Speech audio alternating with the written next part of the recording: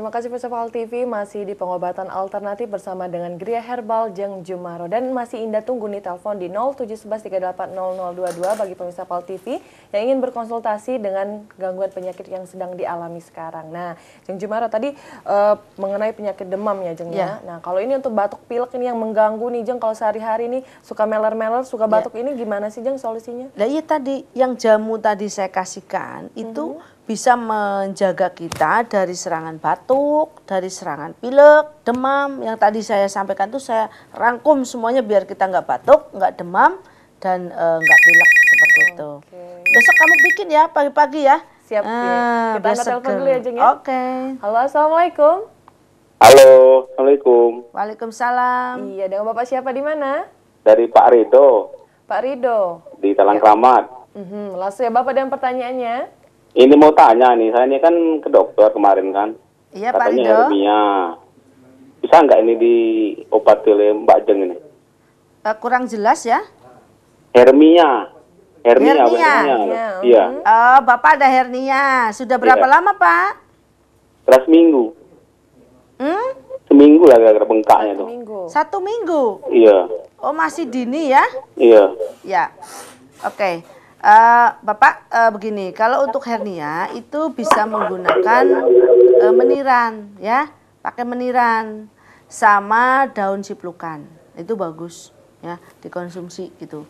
Kalau belum besar itu bisa, tapi kalau sudah terlalu gendoyot, gede, mau nggak mau tuh jadi ambil resiko operasi gitu. Kalau hernia nih ya, saya kan kalau memberikan solusi itu tidak mau ada yang dibohong-bohong ya.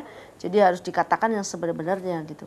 Kalau belum terlalu gede itu bisa, insya Allah ya banyak juga yang diterapi kemudian dikasih herbal. Tapi kalau sudah manjang, yang gendoyotnya panjang, nah makanya saya sarankan kalau orang-orang yang terkena hernia selagi masih ringan, masih kecil, secepatnya dilakukan terapi.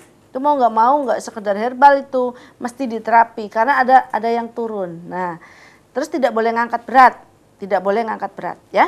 Jangan ngangkat berat. Nah, sementara ini nggak usah konsumsi dulu kayak mie instan ya, ikan laut biar nggak tambah gede gitu.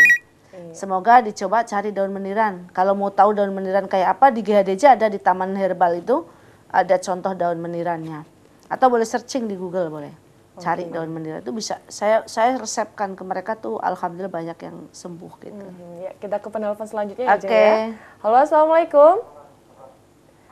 Iya, terputus ini ya Jeng ya. Ternyata Pak Rido ini mengalami hernia 1 minggu, tapi ini masih awal ya Jeng ya. Ya masih awal, insya Allah kalau baru ketahuan seminggu tuh masih besar sekali kesempatan untuk diperbaiki, masih bisa diterapi, dinaikkan gitu kan, kemudian dibantu dengan konsumsi tadi herbal yang saya sarankan, insya Allah mudah-mudahan bisa baikan. Iya nih, untuk Bapak Rido nih mumpung masih awal, Bapak bisa langsung datang nih untuk berkonsultasi dan berobat ke Gria Herbal Jeng Jumaro yang beralamatkan di Jalan Raya Inspektur Marzuki Lorong Wirajaya 7 Pak Jokota Palembang. Dan kita ke penelpon selanjutnya. Halo, assalamualaikum.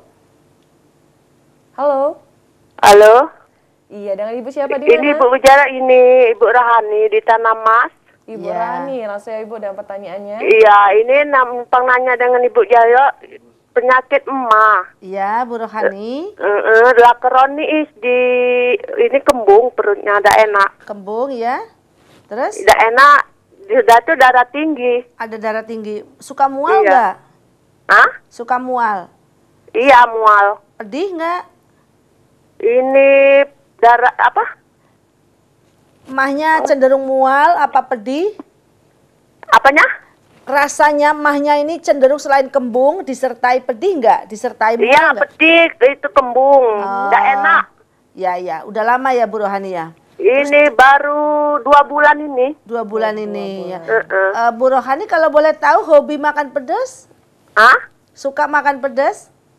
Enggak, ini sejak diobati enggak berani lagi minum.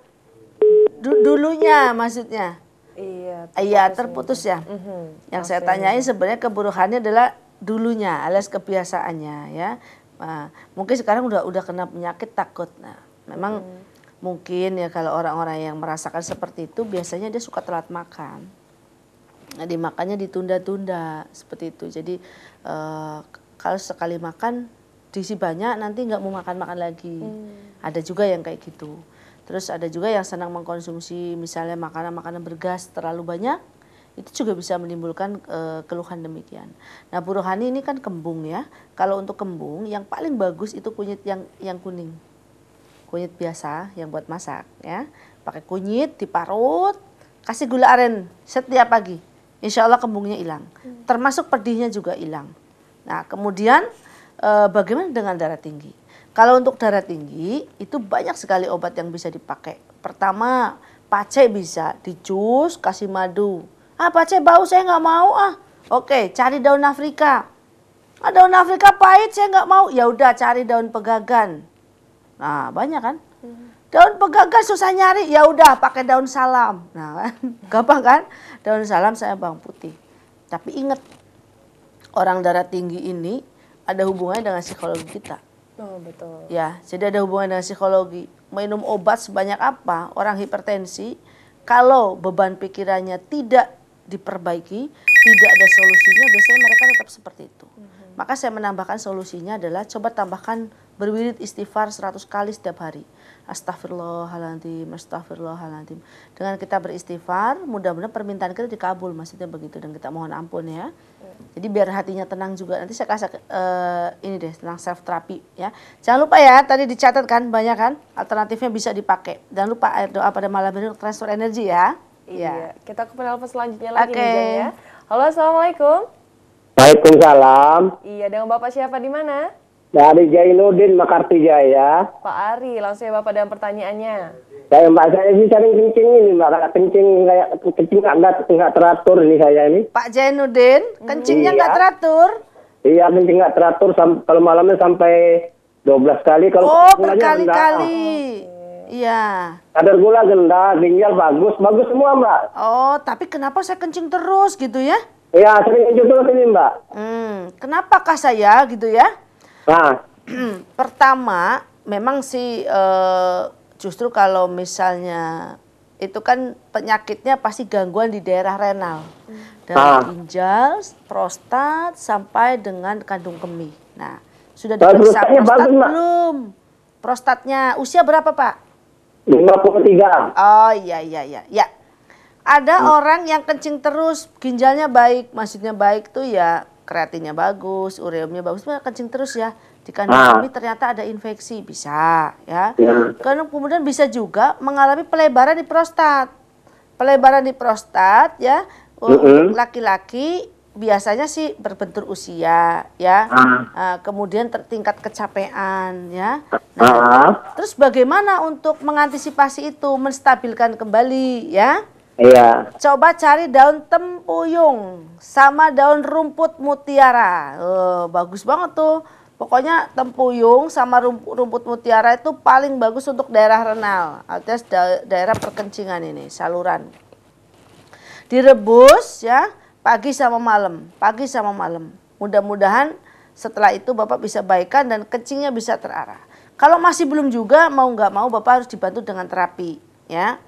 Nah, jadi cari tuh, tulis 2 macam daun itu, daun tempuyung sama daun rumput mutiara. Ya, seperti itu ya. Terus konsumsi air dinginnya dikurangin, angkat-angkat beratnya dikurangin. Mudah-mudahan Bapak bisa sehat. Amin. Iya, untuk Bapak Zainuddin dan Ibu Rohani nih tadi yang telah berkonsultasi, nanti bisa langsung saya datang ke Gria Herbal Jeng Jumaro yang beralamatkan di Jalan Inspektur Marzuki, Lorong Wirajaya 7, Pak Jokota, Palembang. Dan untuk mengetahui seputar daun-daunannya itu ya Jeng ya, bisa searching di Google ya Jeng ya. Bisa. Atau datang bisa langsung ke GHDJ ya. Jadi kita memberikan informasi. GHDJ kan punya visi misi. Salah satunya adalah memberikan edukasi tentang kesehatan ya, tentang kesehatan. Jadi bagaimana menjaga kesehatan ya. Terus bagaimana memanfaatkan tanaman-tanaman yang ada di lingkungan kita untuk preventif ya, pencegahannya gitu. Itu bisa dimanfaatkan dari misalnya kayak bumbu dapur sampai dengan tanaman hias yang ada depan rumah ya, dan juga dari bentuk sayuran-sayuran yang biasa kita konsumsi. Semuanya itu ada yang mengandung obat.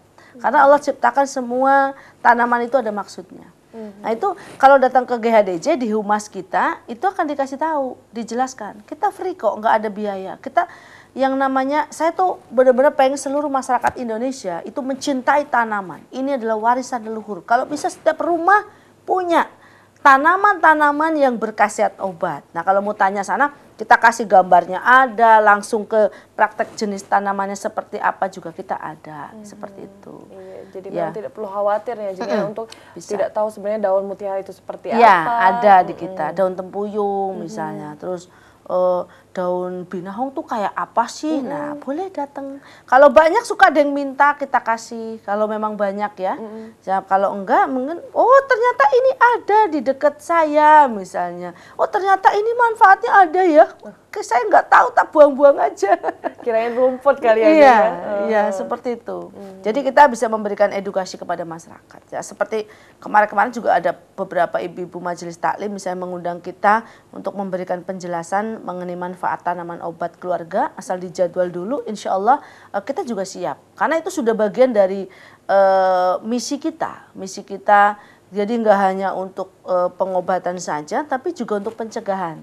Saya lebih suka memberikan pengetahuan ke mereka bagaimana sih menjaga kesehatan biar nggak perlu sakit gitu ya, supaya bisa menjagalah minimal pola hidup sehat seperti apa gitu kan.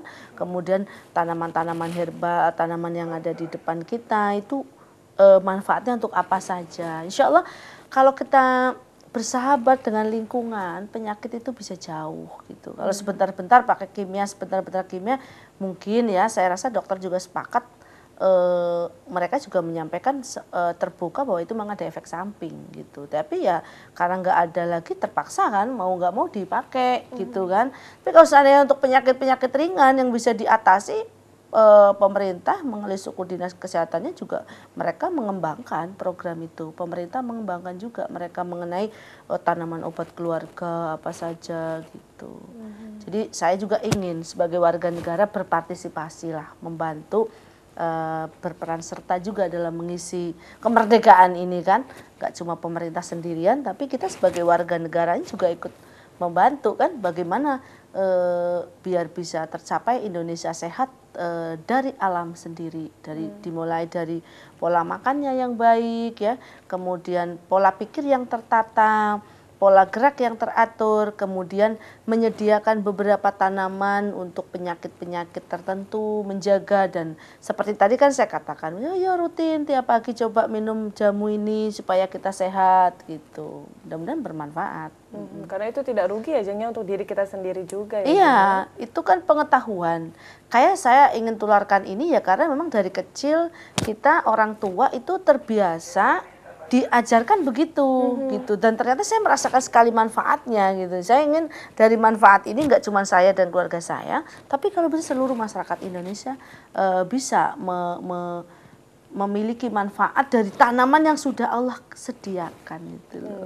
Ya Jeng Jumaro, ini seru sekali ya berbicara tentang ramuan-ramuan khas Indonesia tentunya Jengnya. Tapi nanti kita akan kembali lagi ya Jeng ya. Namun kita akan melihat yang satu ini dulu, jadi tetap di pengobatan alternatif.